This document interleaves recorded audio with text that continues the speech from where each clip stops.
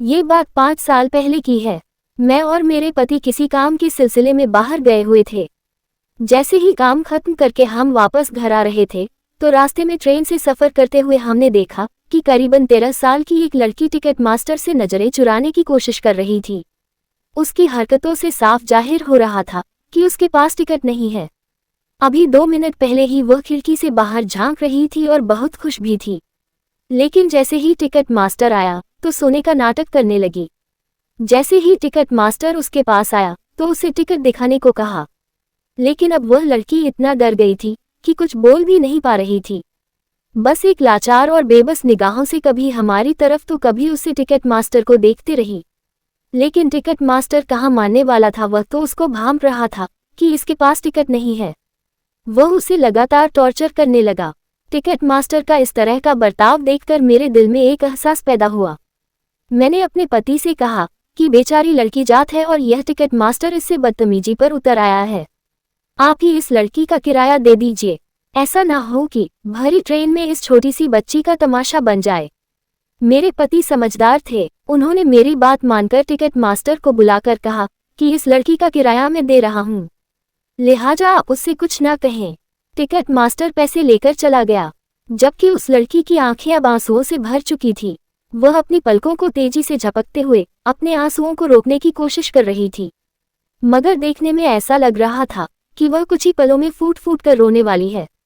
वह एक लाचार और बेबस निगाहों से बार बार हमें देख रही थी। मैंने उसे मुस्कुराकर तसल्ली दी और कहा, बेटी तुम मेरे पास वाली सीट पर आकर बैठ जाओ। वह मेरे पास आकर बैठ गई। मैंने पूछा, तुम्हारा नाम क्या है? वह बोली, मेरा नाम आरजू है, मैं पिछले ही स्टेशन से ट्रेन में बैठी हूँ।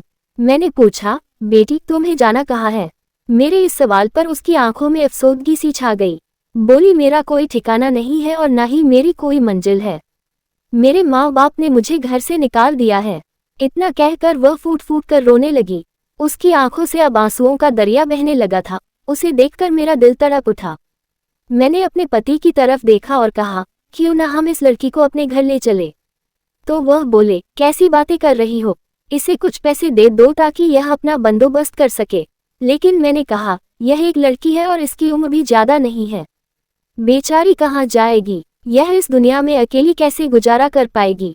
वैसे भी इस दुनिया में दरिंदों की कमी नहीं है। अगर किसी को पता लगा कि यह बच्ची अकेली है तो हो सकता है या तो ये कल किसी कोठे पर मिले या फिर कोई इसको कहीं सुनसान राहों पर ले जाकर इसकी जिंदगी बर्बाद करके हमेशा हमेशा के लिए दरबदर भटकने पर मजबूर कर दे। और वैसे भी तुम्हें तो पता ही है, हमारे पास अभी कोई औलाद नहीं है। अगर हम इसको ले जाएंगे तो मुझे भी कुछ सहारा मिल जाएगा। इसको पढ़ा लिखा कर 4-5 साल के बाद इसकी किसी अच्छे से घर में शादी कर देंगे और इस तरह से इस बच्ची की जिंदगी भी बर्बाद होने से बच जाएगी। खैर, मेरे पति मेरी बातों को सुनकर उसे घर लाने के लिए तो राजी हो गए, लेकिन वह फिर भी इस बात के खिलाफ थे। मैंने उस बच्ची को जब ये बात बताई कि मैं उसे अपने घर लेकर जाना चाहती हूँ तो वह बहुत खुश हुई और बोली, मैं आपका यह एहसान कभी नहीं भूलूंगी। मुझे उसकी यह बात बहुत भली लगी, मगर जब मैं उसे घर लेकर आई तो घर में एक तहलका मच गया। मेरी सास मुझ पर चिल्लाने लगी, तुम पागल हो गई हो, किसी अनजान लड़की को अपने घर में रखोगी? तुम कुछ जानती भी हो, आजकल लोगों ने घरों में लूट करने का यह अच्छा तरीका अपनाया हुआ है। पहले घर में अपना बनकर घुसते हैं, उसके बाद घात लगाकर सब कुछ लूट कर भाग जाते हैं। बहू, कहीं ऐसा ना हो कि तुझे ये महंगा पड़ जाए। मगर मैंने अपनी सास की कही गई बात एक न सुनी। बस सास की बातें सुनकर मेरे दिमाग में सिर्फ एक ही ख्याल चल रहा था कि मेरी सास पूरे घर का काम हमेशा मुझसे ही करवाना चाहती है। वो नहीं चाहती कि कोई घर के काम में मेरा साथ दे, इसीलिए वो मुझे बार बार मना कर रही थी। वक्त इसी तरह पर लगाकर उड़ने लगा। दिन महीने और महीने साल में गुजरते चले गए। आरजू मेरी खूब मन लगाकर दिन रात खिदमत करती थी, मगर मुझे 3 साल गुजरने के बाद इस बात का इल्म हुआ कि मेरी सास ने जो कुछ कहा था, मुझे वह सब कुछ सच होता नजर आ रहा था। मुझे कभी किसी पर शक करने की आदत नहीं थी, लेकिन एक रात मुझे ये सब भी करना पड़ गया। रात के तकरीबन 2 बजे हुए थे। मेरी अचानक नींद से आंखें खुली तो देखती हूँ कि मेरे पति कमरे में मौजूद नहीं है, मगर मैंने नजरअंदाज कर दिया। लेकिन अगले दिन फिर ऐसा ही हुआ, लेकिन मैंने फिर भी नजरअंदाज किया। जब ये सिलसिला 4-5 दिन तक लगातार चलता रहा तो मुझे अपने पति पर शक होने लगा। आखिर इतनी रात को ये रोजाना उठकर कहाँ जाते हैं। अगले दिन मैंने सोचा कि आज मैं पूरी रात नहीं सोऊंगी और मैंने ऐसा ही किया। लाख नींद आने के बावजूद भी मैंने नींद को खुद पर हावी नहीं होने दिया। जैसे ही रात के 2 बजे मेरे पति कमरे से बाहर निकले, मैं भी आहिस्ता आहिस्ता कदमों के साथ उनके पीछे पीछे चल पड़ी। मैं ये देखकर हैरान हो गई कि मेरे पति के कदम आरजू के कमरे की तरफ बढ़ रहे थे।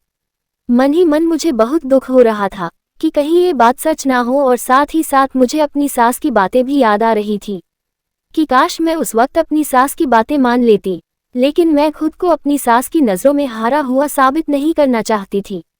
जैसे ही मेरे पति धीरे से दरवाजा खोलकर कमरे के अंदर दाखिल हुए, तो मैं भी दरवाजे के पास छुपकर उन्हें देखने लगी। आरजू का चेहरा देखा तो बिल्कुल भी खुश नहीं थी। वो देखने में बिल्कुल ऐसी लग रही थी जैसे कि उसे कोई गम खा रहा हो।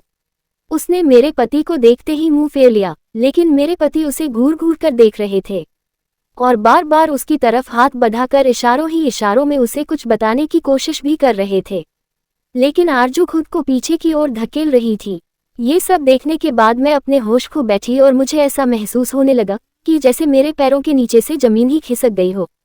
मैं तुरंत तेजी के साथ भागकर अपने कमरे में आई और जोरों कतार से रोने लगी।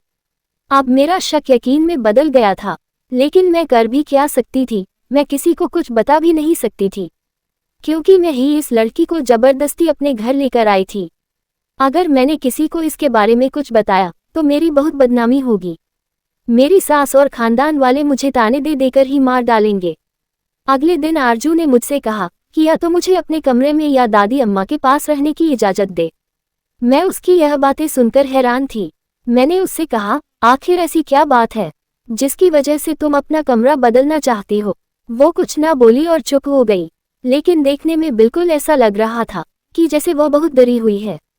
मैंने उससे जबरदस्ती पूछने की कोशिश की कि आखिर क्या बात है, लेकिन उसने सिर्फ इतना ही जवाब दिया कि मुझे अकेले में डर लगता है, और इतना कहकर उसने बात को रफा दफा कर दिया। लेकिन उसकी यह बातें सुनकर मैं अंदर से खुश थी, क्योंकि मैं समझ चुकी थी कि शायद इस लड़की की कोई गलती नहीं है। हो सकता है कि सारी गलती मेरे पति की ही हो, वो इसको जबरदस्ती टॉर्चर कर रहा हो। मैंने अपनी सास से आरजू को उसके कमरे में रहने की इजाजत देने के लिए बात की, लेकिन मेरी सास ने साफ इनकार कर दिया। कुछ दिन बाद खुदा का करना ऐसा हुआ कि मेरे पति का ट्रांसफर हो गया और वह जॉब करने के लिए किसी दूसरे शहर चले गए। अब आरजू मुझे खुश नजर आ रही थी। ऐसा लग रहा था जैसे कि अब उसे किसी बात का डर न हो। मैं भी उसे कहीं और नहीं भेजना चाहती थी, क्योंकि मैं नहीं चाहती थी कि लोग मुझ पर उंगलियां उठाए कि जवान बेसहारा लड़की को घर से निकाल दिया। और वैसे भी मैं उसे उसकी हिफाजत करने के लिए लेकर आई थी। मेरे पति को गए हुए तकरीबन 2 महीने ही गुजरे थे कि मुझे वो खुशखबरी मिली जिसे सुनने के लिए हर इंसान के कान तरसते हैं। मैं उम्मीद से थी और खुशी से फूले न समा रही थी, मगर अपनी सास का रवैया देखकर मुझे बहुत मायूसी हुई। ये बात सुनने के बाद भी वह मेरे साथ अच्छा बर्ताव नहीं कर रही थी। बच्चे की पैदाइश में कुछ दिन ही रह गए थे। आरजू ने मेरी खूब खिदमत की, मगर कुछ दिनों से मैं महसूस कर रही थी कि वह अपना चेहरा ढक कर रखती है। मैं उसे ऐसे देखकर समझ नहीं पा रही थी कि यह ऐसा क्यों कर रही है। खैर, मैंने एक दिन आरजू से पूछ ही लिया तो वह बोली, मुझे स्किन एलर्जी हो गई है। चेहरे पर अजीब तरह के दाने निकले हुए हैं जिन्हें मैं छुपा कर रखने में बेहतर महसूस करती हूँ। आरजू की बात सुनकर मुझे अफसोस हुआ। मैंने सोचा उसे किसी स्किन स्पेशलिस्ट के पास ले जाऊंगी, मगर फिर वक्त नहीं मिला। आरजू के बारे में सोचने का होश ही ना रहा, क्योंकि मेरी डिलीवरी का टाइम बहुत नज़दीक था और आखिरकार वह दिन आ ही गया जब मेरे यहाँ एक खूबसूरत बेटा पैदा हुआ। मेरी सास भी पोते को देखकर मेरी कदर करने लगी। बच्चे की पैदाइश के मौके पर हलीमा दाई ने मेरा बहुत साथ दिया। बच्चे के मामलात से फारिग होकर उन्होंने आरजू को पास बुलाया और बोली, बेटी, मेरी बात गौर से सुनो। तुम्हारी माँ की हालत नाजुक है, ऐसे में उन्हें 40 दिन तक लगातार मालिश की जरूरत है, वरना ये बीमार भी पड़ सकती है। और ऐसे दिनों में अगर सर्दी वगैरह का मौसम हो तो फिर सारी उम्र ये दर्द जोड़ों से नहीं जाता। अगर अपना ख्याल ना रखा तो उम्र भर सेहतमंद नहीं हो सकेगी, बल्कि दूसरे बच्चे की पैदाइश के वक्त और भी ज्यादा परेशानी होगी। दाई और सास की बातों ने मुझे डरा दिया था। उन्होंने उससे मिन्नतें की कि मुझे रोजाना वक्त पर मालिश कर दिया करें। दाई की बात सुनकर आरजू उलझन में पड़ गई। बोली, मैं आपके बाकी सारे काम कर दिया करूंगी। मुझे इस तरह के कामों से दूर ही रखें, और वैसे भी मुझे इस तरह के कामों का कोई तजुर्बा नहीं। खुदा न करे कि अगर मुझसे कोई गलती हो गई तो मुझे ही जिम्मेदार ठहराया जाएगा। इतना कहना था कि मेरी सास गुस्से से लाल हो गई। लड़की, तुझे शर्म नहीं आती? इतने सालों से तुझे इस घर में बिठाकर खिला रहे हैं, तुझे मना करते हुए शर्म नहीं आ रही? आखिर तू ऐसा बोल भी कैसे सकती है? जब यह वक्त खुद तुझ पर आएगा तो तब समझ आएगी। चल, जितना कहा है उतना कर। मेरी सास मेरे साथ कभी भी दो प्यार भरे शब्दों से नहीं बोली, लेकिन आज वह मेरी भर भर कर हिमायत कर रही थी। उस दिन के बाद से आरजू मेरी रोज मालिश करने लगी, मगर उसका चेहरा अक्सर नकाब से ढका होता था। एक दिन इत्तेफाक से ऐसा हुआ, आरजू मेरे बाजू की मालिश कर रही थी। शायद खुदा को ये सच दिखाना था। अचानक ही उसके चेहरे से नकाब गिर गया। मैं आरजू को देखकर हैरान रह गई। मेरी आंखें उसके चेहरे को देखकर फटी की फटी रह गई। मेरे होठ सिल गए। मैंने आरजू से बड़ी मुश्किल से कंपाते होठों से कहा कि अगर तूने मुझे आज भी सच न बताया तो तेरा अंजाम बहुत बुरा होने वाला है। मैं तुम्हारा वह हश्र करूंगी जिसको तुम जिंदगी भर नहीं भूल पाओगी। मेरी बात सुनकर आरजू के चेहरे पर डर की काली परछाया लहराने लगी। मैंने कहा, आरजू, अगर तुम सच बता दोगी तो मैं खुदा की कसम किसी से तुम्हारे बारे में कुछ नहीं कहूंगी, लेकिन अगर तुमने मुझसे झूठ बोला तो मैं तुम्हें अभी और इसी वक्त पुलिस के हवाले कर दूंगी। आरजू कंपाते हुए होठों से बोली, मेरा ताल्लुक एक निहायत ही गरीब घराने से है, मगर गरीब होने के साथ साथ हमारे घर परिवार में अंधविश्वास भी भरा पड़ा है। मेरे माँ बाप जो बेटियों की पैदाइश से हमेशा से ही खिलाफ थे, उन्हें अल्लाह ने 5 बेटियां दी थी। जब छोटी बेटी की पैदाइश हुई तो जैसे अब्बा के अरमानों पर पानी फिर गया था, और आखिरकार उन्होंने सोचा कि शायद इस बीवी से अल्लाह बेटियां ही देता रहेगा, क्यों ना दूसरी शादी कर ली जाए। अभी इस बात की चर्चा घर में हुई थी कि मेरी माँ को अपनी हुक्मरानी खतरे में पति दिखाई दी। वह दिन रात अल्लाह के सामने गिड़गिड़ाने लगी कि किसी तरह एक बेटे की माँ बन जाऊं, मगर यह कुदरत के काम है। एक दिन वह उदास बैठी थी कि एक औरत मेरी माँ के पास आए और बताया कि पड़ोस के गांव में एक तांत्रिक आया हुआ है। उनका कहना है कि उनके पास एक ऐसी दवाई है जिसे खाकर बेटा पैदा कर सकती हो। उस कमबख्त औरत की यह बातें सुनकर मेरी माँ की तो जैसे उम्मीद भर आई। माँ ने सोचा, आखिर इसमें हर्ज ही क्या है, और फिर अब्बा से भी शर्त रख ली कि अगर इस बार बेटा पैदा न किया तो बेशक दूसरी शादी कर लेना। फिर उस तांत्रिक के पास गई तो उन्होंने एक दवाई पानी में घोलकर खाने को दी और बोले कि जब बेटा पैदा हो जाएगा तो उसे मेरे पास लेकर जरूर आना, वरना बहुत बड़ा नुकसान उठाएगी। अम्मा को और क्या चाहिए था, वह खुशी खुशी घर आई। 2 महीने के बाद उम्मीद सी हुई और आखिरकार उसकी मुराद पूरी हुई। उसके यहाँ बेटा पैदा हुआ। बेटी की पैदाइश पर अब्बा भी बहुत हैरान हुए और अम्मी से बहुत ज्यादा प्यार करने लगे, लेकिन माँ दिल ही दिल में परेशान रहती थी कि पीर साहब से किया गया वादा अगर पूरा न किया तो नुकसान होगा। और इसी कश्मकश में 10 साल गुजर गए। अब माँ अपने वादे को पूरा न कर सकी, क्योंकि मेरे अब्बा भी इन बातों पर यकीन नहीं करते थे। अब माँ का वह बेटा मैं ही था। एक दिन अब्बा किसी काम से बाहर गए हुए थे तो अम्मी ने मुझे इस बारे में सब कुछ बताया कि मेरी पैदाइश किस तरह से हुई है और उस तांत्रिक से क्या वादा किया हुआ है। फिर मुझे पहले फुसलाकर उस तांत्रिक के पास लेकर चली गई। मुझे बहुत डर लग रहा था। तांत्रिकों के बारे में मेरे ख्यालात अच्छे नहीं थे। उसके चेले मुझे देखकर खुश हो रहे थे। अम्मा से कहने लगे कि कहाँ थी इतने दिन तक, बेटा मिल गया तो हमें भूल गई क्या? मैंने तुझे बताया नहीं था कि अगर तू इसको हमारे पास न लेकर आए तो बहुत बड़ा नुकसान उठाना पड़ सकता है। अम्मा तांत्रिक की बातें सुनकर बहुत डरी हुई थी। थोड़ी देर चुप रहकर बोली कि बाबा मुझे बताए कि अब क्या करना है, क्या इसका कोई अब उपाय नहीं है? कुछ देर तंत्र मंत्र पढ़ने के बाद तांत्रिक मेरी अम्मा से बोला कि तूने यहाँ आने में बहुत देर कर दी है, इस बच्चे को अब हमारे हवाले कर दे, वरना ये बच्चा अपनी जान से हाथ धो बैठेगा। ये सब सुनकर अम्मा बहुत घबरा गई और मुझे उस तांत्रिक के हवाले करके वापस घर चली गई। मैंने वहां पर उन लोगों से मिन्नत की कि मुझे मेरे घर जाने दो, मगर किसी ने भी मेरी एक न सुनी। 2-4 दिन गुजरने के बाद मुझे पता लगा कि उन लोगों का कारोबार कुछ और है। ये लोग बच्चों के हाथ पांव तोड़ मरोड़ कर उनसे भीख मंगवाते हैं। मैं अब समझ चुका था कि तांत्रिक के चेले मेरे साथ भी अब कुछ गलत करने वाले हैं। फिर एक रात किसी तरह बड़ी मुश्किल से छुपते छुपाते एक छोटी बच्ची का लिबास पहनकर मैं वहां से रातों रात गायब हो गया। और मैं वहां से ऐसा भागा कि मैंने वहां दोबारा पलटकर नहीं देखा और सीधा जाकर ट्रेन में बैठ गया। और उसके बाद आप मुझे अपने घर ले गई। शुरू में तो सब कुछ ठीक था, लेकिन फिर आपके पति ने मेरी तरफ बढ़ने की कोशिश की। मैं उनकी हरकत देखकर बहुत डर गया था। मैं समझ नहीं पा रहा था कि मैं क्या करूं, क्योंकि मुझे डर था कि कहीं मेरा राज पास ना हो जाए। मैंने उन्हें धमकी दी कि अगर वह मेरी तरफ बढ़े तो मैं शोर मचा दूंगी और तुम्हारी बीवी को सब कुछ बता दूंगी। और उन्हीं दिनों आप उम्मीद से हो गई। दाई के कहने पर मुझे आपके शरीर पर मालिश करना पड़ी, मगर मैं इस काम में बिल्कुल भी खुश नहीं था। मेरा यकीन करें, मैंने हमेशा आपको माँ की नज़र से देखा है। मैं आज भी आपकी बहुत इज्जत करता हूँ। कुछ दिनों से मुझे लग रहा था कि मेरे चेहरे पर दाढ़ी के बाल आ रहे हैं, जिन्हें छुपाने के लिए मैंने खींचने की कोशिश भी की, मगर मैं नाकाम रहा। इसीलिए आपसे मुंह छुपा रहा था कि कहीं आपकी नज़र ना पड़ जाए।